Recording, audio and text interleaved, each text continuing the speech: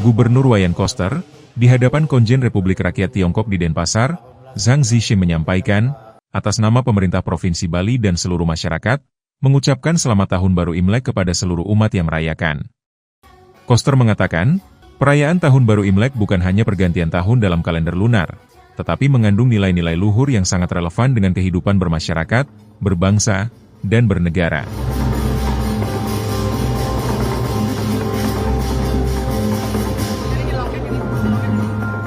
Dalam sektor pariwisata, Tiongkok merupakan salah satu negara yang berkontribusi besar terhadap kunjungan wisatawan asing ke Provinsi Bali.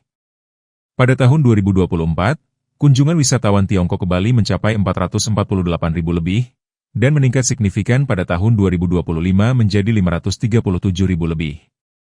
Sementara Konsul Jenderal Republik Rakyat Tiongkok di Denpasar, Zhang Zixi menyampaikan, Tahun Baru Imlek merupakan hari raya tradisional terpenting bagi bangsa Tionghoa. Imlek juga telah ditetapkan oleh Perserikatan Bangsa-Bangsa sebagai warisan budaya tak benda dunia, serta menjadi elemen penting dari keberagaman budaya Indonesia. KMB, Bali Post.